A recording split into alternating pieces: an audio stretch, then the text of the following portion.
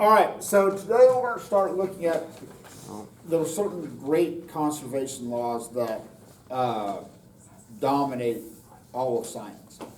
Now, if you all have taken Chem 1, which I know Will Stanley has because I taught him, you all learned the law of conservation of mass, which was the whole basis of balancing equations. Conservation of mass says the mass at the beginning of the reaction has to equal the Mass at the end. mass at the end. Mass cannot be created or destroyed. Okay? So all conservation laws have the same format. You just change what you're talking about. So if you're talking about the conservation of mass, you say matter cannot be created or destroyed.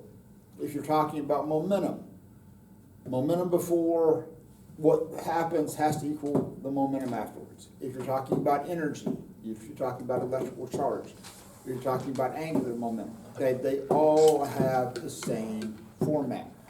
What you start with at the beginning has to be what you end up with at the end.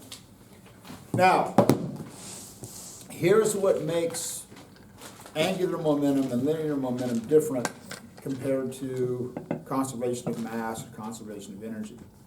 Conservation of mass, you have to have some mass in the beginning to start with.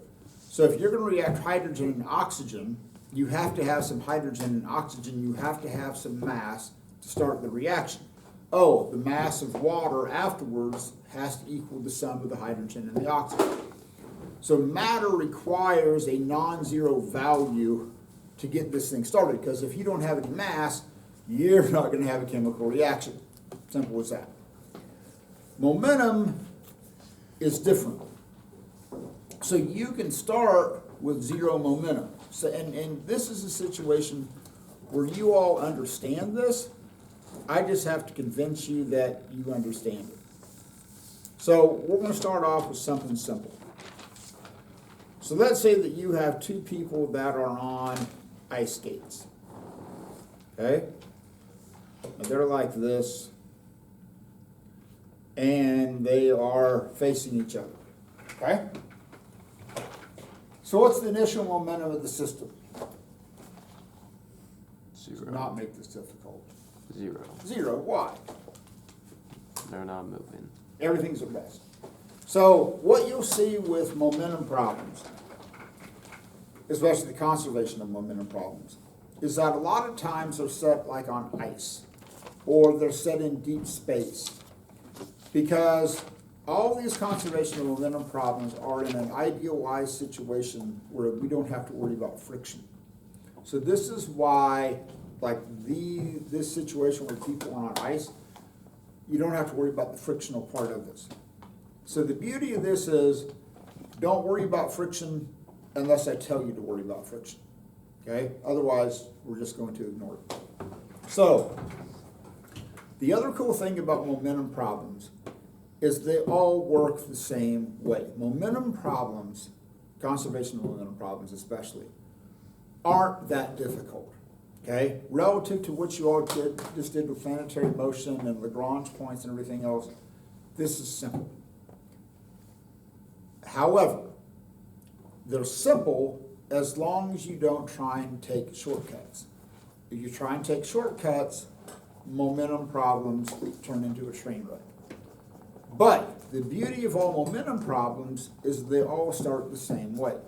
The momentum before has to equal the momentum afterwards. That's how all conservation of momentum problems start. So in this situation, let's say that you've got two people. So you've got Timmy and you've got Susie. Okay, momentum of Susie, momentum of Timmy.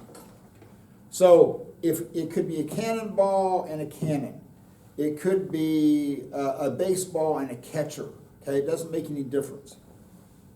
They all start the same way. And you go the momentum of Timmy plus the momentum of Susie equals the new momentum of Timmy plus the new momentum of Susie. They all start the same way. Okay? Add them. This is how it starts. They all start the same way. The sum before has to equal the sum afterwards. Now, as you all just said, what's the initial momentum of the system? Zero. Zero. Cool. That's zero. Now, they're going to push off of each other.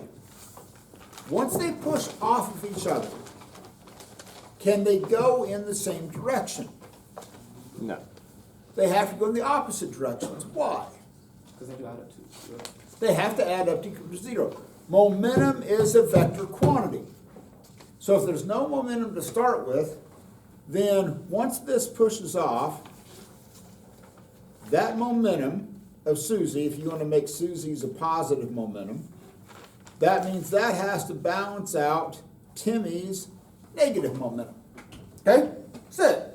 So if you know Susie has a value of positive 50 Newton seconds, Timmy has to have a value of negative 50. One's 100, the other one has to be negative 100. So as soon as you know what one of them is, assuming that they're at rest, and this isn't always going to be true that everything starts at rest, but if they start at rest, this is what has to happen. Now, this is the next step. Well, how do you calculate momentum? What two things do you have to calculate momentum? Mass and velocity. Mass and velocity. So this is going to be the mass of Timmy times the velocity of Timmy plus the mass of Susie times the velocity of Susie. Okay, that's it. It's two things you multiply. There's no 1/2, there's no cubes, nothing. There's no ratios. It's to multiply two things together. So, if you know that Susie has a positive velocity, that means that the velocity of Timmy has to be a negative value. Okay, that's it, right? So that they can add up to equal to 0. So what I don't want you to say is that, oh, after they push off, their momentum is also 0. No, their momentums aren't 0. If their momentum was 0, they would push off each other and then not move, okay? They're moving. They have momentum. But the sum has to add up to 0. Okay? Got that. All right. Well, bring the camera. Let's go to the back.